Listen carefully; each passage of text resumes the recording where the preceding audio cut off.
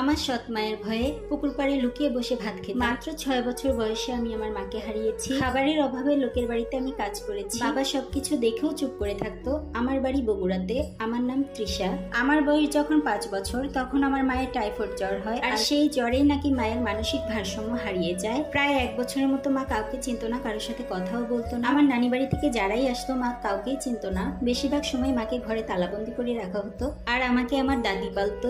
আমার বয়স যখন 6, অর্থাৎ আমার মায়ের অসুখের 1 বছর হতেই আমার মায়ের অবস্থা নাকি অনেক বেশি খারাপ হয়ে যায়। সে অতিরিক্ত জ্বালাতন করতো সবাই। হঠাৎ করে একদিন আমার দাদি দেখে আমার মায়ের ঘরে তালা খোলা, আমার মা ঘরে নেই। তারপরে দাদি সবাইকে ডাকে আর আমার মাকে খুঁজতে বলে, এবং আমার নানি বাড়িতেও খোঁজ পাঠায়। সবাই নাকি খোঁজাখুঁজি করেও আমার মাকে খুঁজে পায়নি। এই গ্রামে ওই গ্রামে সব জায়গাতেই খোঁজ নেওয়া হয়েছিল। এই ঘটনাগুলো আমার স্পষ্ট মনে নেই। তখন যেহেতু আমি অনেক বেশি ছোট ছিলাম, তবে এইটুকু মনে ছিল সবাই মিলে আমার মাকে অনেক বেশি খোঁজাখুঁজি করেছিল। তবে আমার মায়ের চেহারাটা স্পষ্ট মনে আছে। কিন্তু আমার মা কাউকে ঠিকমতো না চিনলেও আমাকে চিনতো। যখন মা একটু স্বাভাবিক হতো তখন মা বাহিরে বের হতো, আর যখন মা একদমই কাউকে চিনতো না তখন আমাকে শুধু ডেকে ডেকে মা আদর করতো।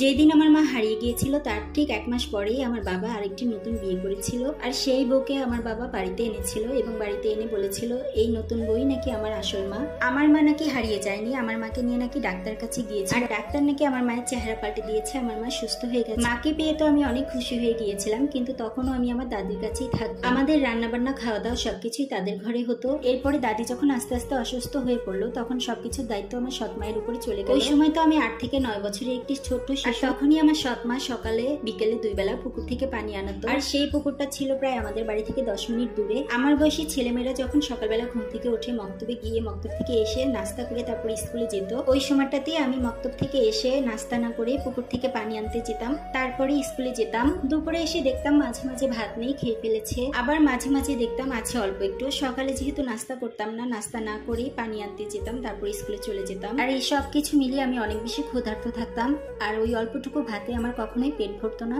যখনই আমি আমার সৎ মাকে বলতাম এইটুকু ভাতে আমার পেট ভরছে না, তখনই আমাকে আচ্ছা মতো পিটাতো। আমার সৎ মা আমাকে খাবারে অনেক কষ্ট দিয়েছে। শেষ পর্যন্ত সে আমার নিজের বাড়িতে আমাকে খাবার চুরি করে খেতে বাধ্য করেছে। যারা আমাদের জমিতে কাজ করতো তাদেরকে সকালে খাবারের নাস্তা দিতে হতো, আর সেই নাস্তাগুলো আমাদের বাড়ি থেকেই যেত। কিছু কিছু সময় আমার বাবা নিয়ে যেত, আর মাঝে মাঝে আমিই দিয়ে আসতাম। যেদিন সকালে আমাকে স্কুলে যাওয়ার সময় ভাত নিয়ে যেতে বলতো, সেদিন সকালে আমি একেবারে রেডি হয়ে স্কুলে যাওয়ার পথেই ভাত নিয়ে যেতাম। ভাতের গামলাটা নিয়ে যাওয়ার সময় মাঝ রাস্তা থেকেই আমি গামলা খুলে কিছুটা ভাত পলিতে করে আমার ব্যাগের মধ্যে রেখে দিতাম, তারপর গামলাটা জমিতে দিয়ে আসতাম। শুধুমাত্র আমি সাদা ভাতটুকুই রাখতে পারতাম, ভর্তা ভাজি বা ডিম কোনো কিছুই আমি রাখতে পারতাম না, কারণ সেগুলো কামলাদের মাথা প্রতি গণা থাকতো। জমিতে কামলাদের ভাত দিয়ে আসার পর আমার ব্যাগে যে পলিথিনের সাদা ভাতটুকু থাকতো, সেই ভাতটুকু আমি পুকুর পাড়ে বসে খেয়ে নিতাম।